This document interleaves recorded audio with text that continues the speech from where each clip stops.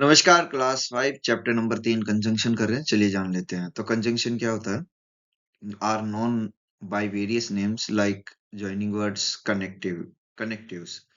लेकिन इसकी डेफिनेशन देख लेते हैं। Conjunction is a word that joins together words, phrases or sentence. इनको ज्वाइन करना, वर्ड्स को, फ्रेजेस को और सेंटेंस को। कंजंक्शन दो तरह के होते हैं, कोऑर्डिनेट कंजंक्शन और सबऑर्डिनेट कंजंक्शन। कोऑर्डिनेट के दोनों तरफ एक जैसा ही पार्ट ऑफ स्पीच रहता है, जैसे नाउन नाउन, प्रोनाउन प्रोनाउन और एडजेक्टिव एडजेक्टिव। इस तरीके से सेम पार्ट ऑफ स्पीच रहता है। सबऑर्डिनेट कंजंक्शन में ऐसा नहीं होता। दूसरा वाक्य पहले वाक्य पर निर्भर होता है। चलिए इसके एग्जांपल देखते हैं।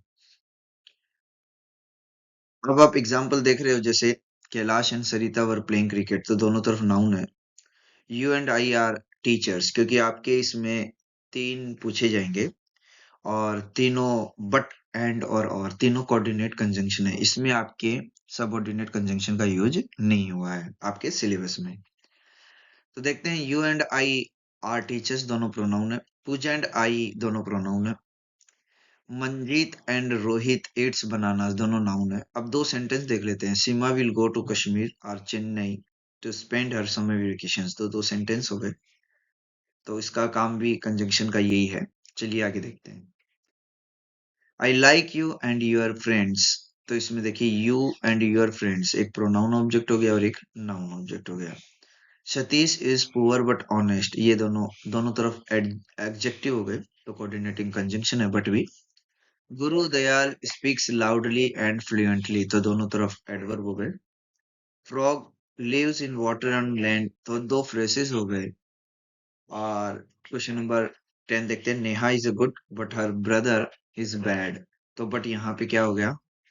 कोऑर्डिनेटिंग कंजंक्शन हो गया और दोनों दो सेंटेंस को ऐड कर रहा है। चलिए आगे देखते हैं, एग्जाम्पल करते हैं। तो जहां पर एक जैसा हो वहां पर आप एक रख लें और एक हटा दें। तो यहाँ पे पूरे दोनों सेंटेंस ही अलग है, तो हम पूरा ही रखेंगे और बीच में लगा देंगे एंड।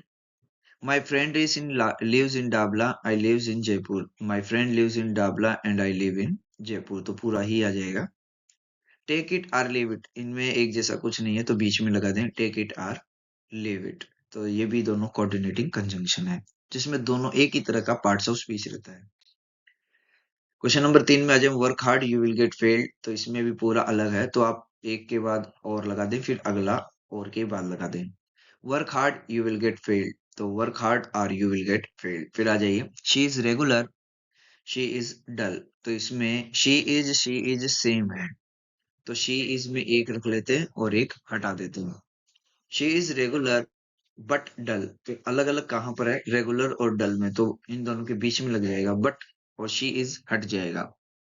आई एम दोनों एक जैसे हैं, तो इसमें एक रख लेंगे एक हटा देंगे। I am a boy and a student, तो ये आपका बीच में एंड आ जाएगा। जहां अलग अलग है, अलग अलग कहां पर है? ए बॉय एंड ए स्टूडेंट, तो आप इसमें ए बॉय और एक स्टूडेंट आ जाएगा, तो बॉय और स्टूडेंट अलग अलग है। चलिए आगे देखते हैं। She reads in this school, she reads in this school, तो आप यहाँ पर देखेंगे he reads in school in this school and she reads in this school, तो reads in this school same है, तो एक रख लेंगे एक हटा देंगे। लेकिन एस भी हटेगा रीड के आगे से, क्योंकि सब्जेक्ट प्लूरल हो गया। शी एंड ही अलग अलग कहाँ पर है? शी एंड ही, तो यहाँ पे दोनों के बीच में एंड आ जाएगा और रीड आएगा in this school. In this school में हम एक रख लेंगे। ही टेक्स टी, ही टेक्स कॉफी एक जैसा है, तो आप एक रख लें एक हटा दें। ही टेक्स टी और कॉफी अलग अलग टी और कॉफी के बीच में है, तो और आ जाएगा। शी इज एक जैसा है, तो आप यहाँ पे शी इज लगा दें। पुअर और ऑनेस्ट अलग अलग है, तो बीच में आ जाएगा बट। ये है आपका कंजंक्शन। आगे बढ़ जाते हैं। राहुल टुक जूस, कपिल टुक जूस, तो टुक जूस एक जैसा है, तो एक हटा दें एक रख ले। राहुल एंड कपिल अलग अलग है, बीच में लगा दें and. The poor Indians think how to earn money, the rich Indians think how to invest money, तो यहाँ पे दोनों ही अलग है, तो पूरा ही आपको लिखना है। तो ये poor Indians think how to earn money, तो अभी एक सेंटेंस पूरा हो गया, तो बीच में आप बट लगा दें। The rich Indians think how to invest money, बाद में दूसरा सेंटेंस आ जाएगा। आज के चैप्टर में इतना ही। ओके। Thank you.